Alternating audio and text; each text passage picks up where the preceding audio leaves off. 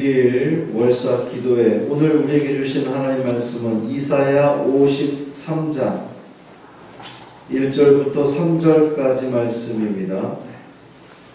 구약성경 1032쪽, 구약성경 1032쪽 이사야 53장 1절부터 3절까지 말씀.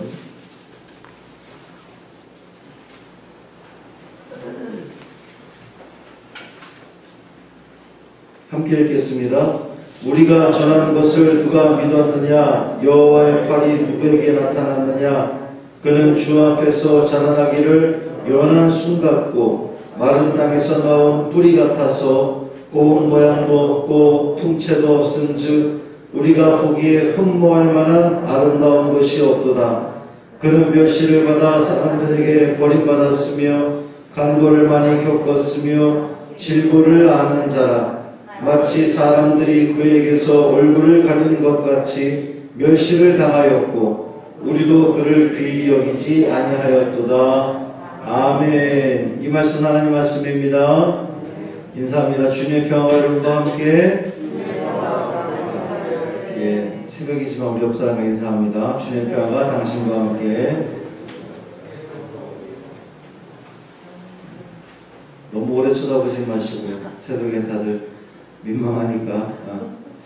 3월의 첫날입니다. 이 한 달도 주님과 동행하심으로 주님께서 주시는 그 풍성한 은혜를 모두 다 누리시는 복 있는 삶 되기를 주님의 이름으로 축원합니다. 춘 3월, 3월이 됐으니까 겨울이 지나고 이제 봄이 왔습니다. 올해 유난히 눈도 많이 오고 그랬던 겨울이었던 것 같은데 이제는 얼어붙었던 그 모든 것들이 다 녹아지고 풀어지고 부드러워지기를 기대합니다. 미국 뉴욕의 그 맨하탄 밤길은 매우 위험합니다. 이곳엔 절도나 강도 사건이 아주 자주 일어나는 그런 곳입니다. 어느 날 카톨릭 신부님이 혼자 밤길을 걸어가다가 골목길에서 강도를 만났습니다. 강도가 이제 총을 들이대면서 가진 거 다 내어놓으라고 이렇게 위협을 합니다. 근데 신부님은 가진 것이 아무것도 없어요. 그래서 호주머니를 뒤적이다가 나는 지금 가진 것이 아무것도 없고 뭐 내가 시계를 차고 나온 것도 아니고 내가 주머니에 있는 것은 담배 한 갑밖에 없으니 이거라도 필요하면 가져가시오. 이렇게 내밀었습니다. 그때 그 강도가 아니 신부님은 사순절에도 담배를 피십니까? 저는 사순절에는 술 담배는 하지 않습니다. 에이 퇴! 이러고서는 가더란 말이죠. 그 이후로 그 신부님은 담배를 끊었다는 이야기가 있습니다. 무엇이든지 자발적으로 하면 좋습니다. 스스로 하는 것이 좋아요. 누가 시켜서 하는 것은 종이나 하는 일이죠. 근데 사람의 심리는 참 누가 시키면 안 하고 싶어 합니다. 우리 자녀들을 봐도 본인이 좋아서 뭐 그것이 이제 공부가 됐든 그림이 됐든 노래가 됐든 그 본인이 좋아서 하는 것은 아주 뭐 열심히 합니다. 그런데 부모가 시키는 거는 왜 그렇게들 안 하는지, 하기 싫은지, 하여튼 억지로 하라고 그러는 것은 별로 좋은 결과를 얻지 못합니다. 스스로 자발적으로 알아서 하는, 스스로 좋아서 하는 그 결정, 또 즐거운 선택, 그것은 아름답습니다. 오늘 이 새벽에 이곳에 모인 여러분들도 누가 떠밀어서 나온 건 아니고 더군다나 이 코로나라고 하는 엄중한 상황 속에서도 그래도 내가 이 한 달은 또 오늘 이 공휴일이라고 또 직장도 안 가고 그러니까 오늘 이 한 달을 내가 주님께 맡깁니다 라고 하는 그 마음으로 여러분들이 스스로 자발적으로 나오시는 것을 저는 생각하는데 여러분의 이 얼굴에도 피곤한 기색은 전혀 없고 다 즐거움으로 가득한 것은 내가 스스로 나왔기 때문에 그렇다고 생각합니다. 예수님께서 이 땅 가운데 오신 것도 누가 뭐 떠밀어서 누가 억지로 해서 오신 것이 아니라 예수님 스스로 이 땅을 구원하기 위해서, 살리기 위해서 스스로 오셨고, 스스로 고난받으셨고, 스스로 십자가의 자리에 오르신 아주 당신의 기꺼운 선택이었단 말이죠. 그리고 주님의 선택은 우리를 살리는 선택이었습니다. 자, 오늘 본문 2절 말씀을 다시 한번 함께 읽을까요? 2절 말씀 시작. 그는 주 앞에서 자라나기를 연한 순 같고 마른 땅에서 나온 뿌리 같아서 고운 모양도 없고 풍채도 없은즉 우리가 보기에 흠모할 만한 아름다운 것이 없도다. 아멘. 이 세상에 오신 예수님을 연한 순 같고 그랬어요. 이 새순 같다라고 하는 뜻입니다. 이 큰 나무에 낙엽이 떨어지면 벌목분들이 이 몸통을 잘라서 목재로 씁니다. 그리고 이제 몸통이 잘린 나무는 겨울에 아주 추운 그 추위를 혹독히 다 이제 견딥니다. 그래서 새봄이 되니까 그 그루터기에서, 그 잘린 그루터기에서 새순이 나온다는 거예요. 이사야 선지자는 마른 땅에서 나온 뿌리 같아서 그랬는데, 예수님께서 오셨던 그 2000년 전 그 유대 땅은 정말 마른 땅 같은 곳이었죠. 이제 이 로마의 식민지를 살고 있기도 했지만, 아주 오랜 식민지, 사람이요, 이 고난이, 어려움이 오래되면 아주 그냥 그 피폐해지는 거예요. 이 나라 전체가, 민족 전체가 아주 피폐해지는 겁니다. 이스라엘이라는 나라가 이 로마에만 식민지 사는 것이 아니라 그 전에 페르시아에, 바벨론에, 애굽에 계속해서 그렇게 남의 그 종살이를 하는 것이 길어지면서 아주 이 유대 사회는 아주 메마른 그러한 그 피폐해진 그러한 땅이었단 말이에요. 그 마른 땅에서 나온 뿌리 같아서, 그 마른 땅에 떨어진 그 마른 땅을 이제는 촉촉히 적시는, 거기서 생명이 움터나오는 그 뿌리가 예수님이 되셨다라고 하는 거예요. 예수님께서 왜 그렇게 메마른 곳에 오셨는가?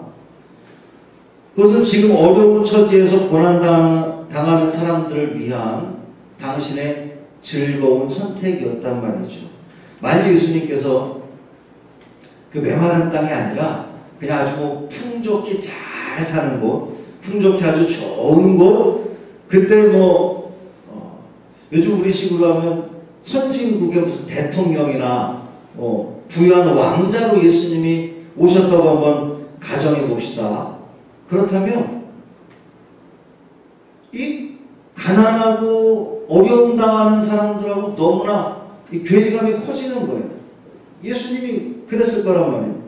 예수님은 가난한 사람들을 위해서, 못 배운 사람들을 위해서, 혹은 내 자신이 참 불행하다 여겨지는 사람들을 위해서, 소외된 사람들을 위해서 이 땅 가운데 오셨다는 겁니다. 이 어려움 속에 있는 사람들, 그 식민지 땅에 그 아주 마르고 말라버린, 그 인정까지도 말라버린 그 땅에 우리 예수님은 즐거운 마음으로 고난을 선택하셨다는 거예요. 오늘날 교회가 할 일이 무엇입니까? 교회가 해야 할 일은 이 땅 가운데 고난당하는 이들을 돌보는 거예요. 그들을 어루만져 주는 겁니다. 그들의 고난을 함께 나누는 것이 교회가 해야 할 일입니다. 주님의 아름다운 선택을 본받아서 즐거운 마음으로 그들의 고난에 함께하는 것, 그것이 교회의 사명입니다. 또한 우리가 또 감사할 것은 예수님께서 만약에 무슨 만수르 아들로 태어나셨다든지 아주 부잣집에 무슨 귀공자로 만약에 태어나셨다면 어땠겠습니까? 그런 모습으로 오셨다면 예수님은 고난당하지 않으셨을 거예요. 아주 그냥 갈릴리 나사렛 그 시골 마을에서 나셨고 가난한 사람들, 어려운 사람들과 함께 하셨기 때문에 그 어려운 이들의 아픔을 누구보다도 잘 이해하시고 오늘을 살아가는 우리들도 예수님께서 그렇게 가난한 모습으로 어려운 모습으로 또 마구간에 오심으로 인해서 그 정말 우리와도 같은 모습으로 오신 예수님이기에 우리가 더 예수님을 바라볼 수가 있고 또 예수님을 더 우리가 주님으로 모실 수 있는 그런 다 기반이 된다는 거예요. 이사야 선지자가 고운 모양도 없고 풍채도 없은즉 우리의 보기에 흠모할 만한 아름다운 것이 없도다 그랬는데 예수님의 진짜 모습은 어땠을까요? 이 성화에 나오는 예수님 그러면 아주 이렇게 막 금발에 이 퍼머머리에 생머리는 못 본 것 같아요. 성화에서 퍼머머리에 아주 콧날이 오똑한 잘생긴 예수님이 항상 성화에 그려 있는데 실제 예수님의 모습이 그러했을까? 지금 저 중동에 있는 그 어느 사람들의 모습 같았을 거예요. 또 어떤 이들은 예수님을 흑인의 모습으로 그렇게 또 그리기도 하고 막 그랬습니다. 예수님의 겉모습이 어떠한지는 우리가 관심 가질 필요가 없어요.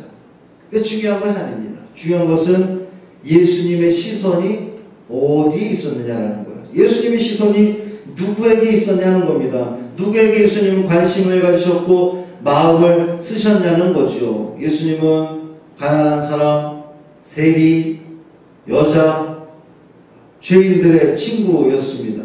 우리가 예수님을 믿는 성도라면 예수님의 마음을 우리가 알아야 되고 또 그 마음에 우리의 마음도 거기에 있어야 된다는 거예요. 예수님의 시선이 머문 곳에 우리의 시선이 머물러야 된다는 겁니다. 가난한 사람을 찾아가서 나누고 병든 자를 위로하고 못 배운 천대받는 사람들을 무시하지 않고 고난당하는 사람들과 함께 하는 것, 우는 자들과 함께 울어주는 것, 그것이 우리 예수 믿는 사람들이 해야 하는 일이라는 거예요.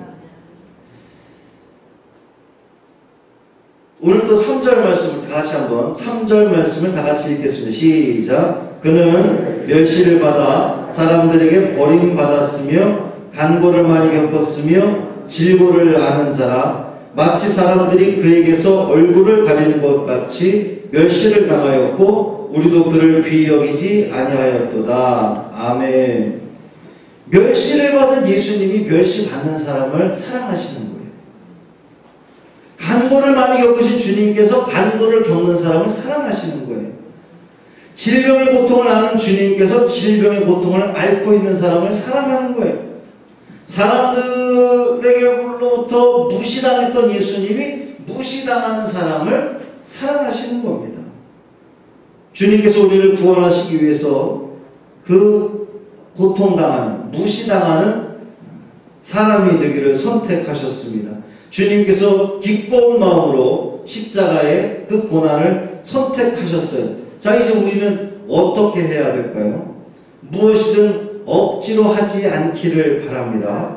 즐거운 마음으로 교회를 섬기시는 여러분이 되기를 바랍니다. 즐거운 마음으로, 우리가 오늘 찬송 부르는 것처럼 즐거운 마음으로 십자가를 지고 가는 우리가 되기를 바랍니다. 주님이 관심 가졌던 곳에 우리의 시선을 고정시키고 오늘날도 고통의 자리에 있는 이들을 우리가 돌보면서 위로하면서 그들을 위해 기도하고 그들과 함께 연대함으로 주님이 계신 그 옆자리에 우리도 함께 서 있기를 바랍니다. 주님이 가는 건 반대 방향으로 가는 것이 아니라 주님이 걸어가셨던 그 옆자리에 함께 걸어가고 그 길을 따라가고 그것이 바로 제자의 길 아니겠습니까? 봄입니다. 사순절로 가득한, 여러분께 이제 오늘 말씀의 제목이 알려져 있지 않지만 유튜브에 올라가는데 오늘 말씀의 제목을 고난의 봄 그랬어요. 고향의 봄이 아니라 고난의 봄. 이 3월은 사순절로 가득한 고난의 봄입니다. 근데 이 봄은 모든 것이 다 사랑하는, 생동하는 봄입니다. 이 사순절도 모든 것이 살아나는 고난의 봄이 될 줄 믿습니다. 우리 이 신앙이 주님의 고난으로 인해서 우리가 그 고난에 동참함으로써 교훈에 움츠렸던 우리의 신앙들도 살아나는 거예요. 이 사순절이 우리에게 귀하고 감사한 것은 주님이 걸어가셨던 그 길을 계속 묵상하면서 또 고난에 동참하겠다고 결심하면서 나의 그 나태해졌던 신앙들을 다시 한번 끌어올리고 좀 주님으로서 멀어졌던 그 관계들을 다시 가까이 하고 회복하는 너무나 아름다운 이 사순절 기간이잖아요. 그러니까 사순절은 고난의 봄. 우리 신앙에도 우리 삶에도 주님의 고난을 통한 봄이 찾아옵니다. 우리의 고난과 희생, 또 헌신, 비움, 겸손, 또 이웃을 향한 그 사랑을 통해서 여러분 주위에 봄이 찾아오게 될 줄 믿습니다. 주님으로 인해 내 삶에 봄이 왔는데 거기서 끝나는 것이 아니라 여러분 주변을 그 아름다운 봄으로 가득할 수 있도록 쓰임받는 여러분 되기를 주님의 이름으로 축원합니다. 그 봄이 우리 이웃들을, 우리 주변을 생동감 있게 살아내게 한다면 그것이야말로 주님이 우리에게 주신 그 사명 잘 감당하는 것 아니겠습니까? 이 고난의 봄에, 이 3월에 그 사순절을 살아가는 이때에 우리의 그 모든 삶이 살아나고 일어나고, 그리고 그 일어나는 것들이 하나님께는 기쁨이 되고 우리 이웃들에게도 즐거움이 되고 또 구원의 자리에 그들을 초대할 수 있는 우리 모든 여정들 발걸음 되기를 주님의 이름으로 축원합니다. 할렐루야. 살아계신 아버지 하나님 감사합니다. 3월을 시작합니다. 이 3월 한 달 주님께 맡깁니다. 주님 인도하여 주옵소서. 사순절로 가득한 이 3월 고난의 봄, 예수 그리스도의 고난에 동참함으로 우리가 살아있음을 알게 하시고 예수 그리스도의 고난에 동참함으로 내가 예수님을 사랑하는 것을 증명하게 하시고 우리 예수 그리스도의 고난에 동참함으로 우리 이웃들의 고난에도 함께 할 수 있는, 그래서 이 교회가, 우리 성도가 이 땅 가운데 우리에게 맡겨진 그 사명 온전히 잘 감당하는 우리 성광의 모든 식구들 되게 하여 주옵소서. 우리 한창균 선교사님과 함께 하시고 또 우리 자녀들과 함께 하여 주셔서 하나님 그들을 통한 선교의 지평이 넓어지게 하시고 그들이 선포하는 그 말씀들을 통하여 잠겨 있는 많은 영혼들이 주님께로 돌아오게 되는 놀라운 은혜가 있게 하여 주옵소서. 우리 성광의 모든 식구들이 우리 선교사님 가정을 위해서 간절히 기도하게 하여 주옵시고, 그래서 아버지 하나님 그들을 통한 하나님의 역사가 그 잠비아에서 또 보낸 우리들은 이 땅 가운데서 주님의 은혜를 함께 누리며 함께 찬양하는 귀한 역사 이루어지게 하여 주옵소서. 이 한 달을 온전히 주님께 맡기기를 원하며 우리 주 예수 그리스도의 이름으로 간절히 축복하며 기도합니다. 아멘.